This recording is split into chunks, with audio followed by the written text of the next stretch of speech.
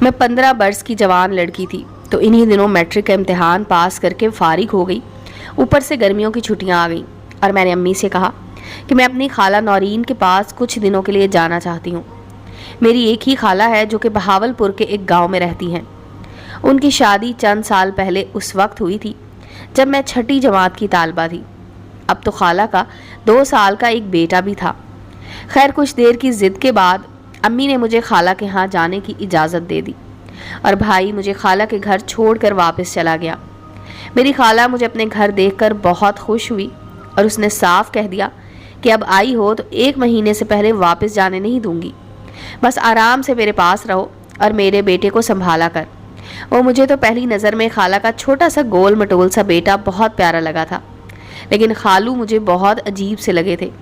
ان کے چہرے سے ایک عجیب سی خباثت ٹپکتی تھی اور خوف محسوس ہوتا تھا۔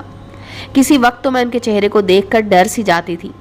نہ جانے خالہ جو کہ خود اتنی حسین تھی ان کے دام میں کیسے پھنس گئی تھی اور اس سے شادی کر بیٹھی تھی۔ چونکہ گرمیاں تھیں اس لیے خالو رات کو چھت پر اکیلے سوتے تھے اور میں اور خالہ نیچے صحن میں پنکھا چلا کر سو جاتی تھی، اور خالہ کا چھوٹا بیٹا بھی میرے ساتھ ہی سوتا تھا۔ وہ 2 سال کا تھا لیکن میرے ساتھ کافی مانوس ہو گیا تھا۔ پہلی رات میں نے ایک عجیب واقعہ دیکھا۔ رات کا پتہ نہیں کون سا پہر تھا کہ میری آنکھ کھل گئی۔ دیکھا تو خالہ اپنے بستر پر نہ تھی۔ پہلے تو میں نے سمجھی کہ شاید خالہ باتھ روم گئی ہوگی، لیکن کافی دیر گزرنے کے بعد بھی وہ واپس نہ آئی تو مجھے ڈر لگنے لگا۔ خالہ کا چھوٹا بیٹا میرے ساتھ لیٹا بے خبر سو رہا تھا۔ میں اٹھ کر بیٹھ گئی اور چپل پہن کر پہلے واش روم میں گئی، لیکن خالہ وہاں نہیں تھی۔ پھر میں نے اوپر چھت پر جانے کا سوچا، لیکن اندر سے ڈر بھی لگ رہا تھا کہ کیا معلوم اوپر خالو جاگ رہا ہو اور میرے بارے میں کیا سوچے، کیونکہ میں آپ کو پہلے ہی بتا چکی ہوں کہ مجھے خالو کی شخصیت عجیب پراسرار سی لگی تھی۔ وہ سارا دن مجھے عجیب سی نظروں سے دیکھتا رہتا تھا، لیکن جب میں ان کو دیکھتی تو مسکرانے لگتا تھا۔ خالہ ان کے سامنے کم ہی بات کرتی تھی اور مجھے یوں محسوس ہوتا تھا جیسے خالہ ان سے ڈرتی ہوں۔ لیکن ایک بات یہ بھی تھی کہ خالو نے گھر میں خالہ کو وہ ساری آسائشیں مہیا کر کے رکھی تھی جس کی کسی بھی عورت کو خواہش ہو۔ خیر اب میں نے دبے قدموں چھت پر جانے کا سوچا تاکہ معلوم کر سکوں کہ خالہ وہاں ہیں یا نہیں۔ چنانچہ میں دبے قدموں چھت پر چڑھنا شروع ہو گئی۔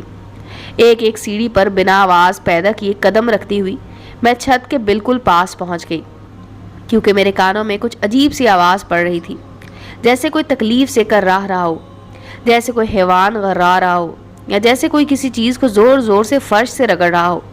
میں پریشان ہو گئی کہ چھت پر ایسا کیا ہو سکتا ہے۔ خیر میں نے ڈرتے ڈرتے سر اوپر نکال کر دیکھا تو چاند کی روشنی میں ایک عجیب منظر دیکھا۔ خالو چارپائی پر لیٹا تھا، اس کی گردن چارپائی سے نیچے ڈھلکی ہوئی تھی اور خالہ اپنے ہاتھوں میں لوہے کی تاروں والا برش پکڑے اس کے پورے جسم پر رگڑ رہی تھی۔ خالو کبھی کبھی منہ سے عجیب سی آواز نکالتا اور پھر خاموش ہو جاتا تھا۔ میں یہ منظر دیکھ کر حیرت زدہ رہ گئی اور جہاں تھی وہیں ساکت کھڑی رہ گئی۔ میرے قدم جیسے زمین نے جکڑ لیے تھے۔ نہ جانے کتنے پل بیت گئے کہ اچانک خالہ نے گردن گھما کر مجھے دیکھ لیا اور ہاتھ کے اشارے سے کہا کہ تم نیچے چلی جاؤ۔ میں خالہ کو اپنی طرف متوجہ پا کر ہوش میں آ گئی اور جلدی سے نیچے اتر کر چارپائی پر جا کر لیٹ گئی۔ مجھے حیرت ہو رہی تھی کہ یہ سب کیا ماجرا ہے۔ انہی سوچوں میں گم میں سو گئی۔ صبح اٹھی تو خالو گھر پر نہیں تھے، خالہ کچن میں مصروف تھی۔ میں منہ ہاتھ دھو کر ان کے پاس چلی آئی۔ وہ میرے لیے ناشتہ تیار کرنے لگی تو اچانک میرے ذہن میں رات والا منظر آ گیا۔ اس سے پہلے کہ میں کچھ بولتی خالہ نے خود ہی بتانا شروع کر دیا کہ رات تم نے جو کچھ دیکھا وہ کسی کو مت بتانا، لیکن میں تم کو اصل بات بتا دیتی ہوں۔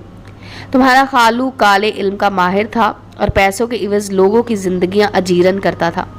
میں نے شادی کے بعد اس کو بہت منع کیا، لیکن اس کی آنکھوں پر تو لالچ کی پٹی بندھی ہوئی تھی۔ پھر نہ جانے کس کی آہ لگی اور یہ عجیب سی جلدی بیماری میں مبتلا ہو گیا۔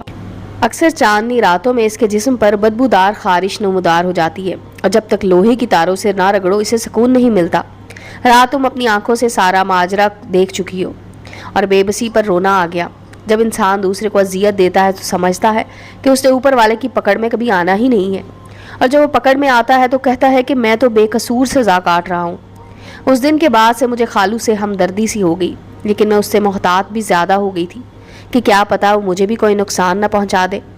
امید ہے دوستوں اسٹوری اچھی لگی ہوگی. چینل کو لائک اور سبسکرائب کریں اور بیل آئیکن کا بٹن دبانا مت بھولیں تاکہ ہر نئے آنے والی اسٹوری کا نوٹیفیکیشن آپ کو مل سکے. ملتے ہیں اگلی اسٹوری کے ساتھ.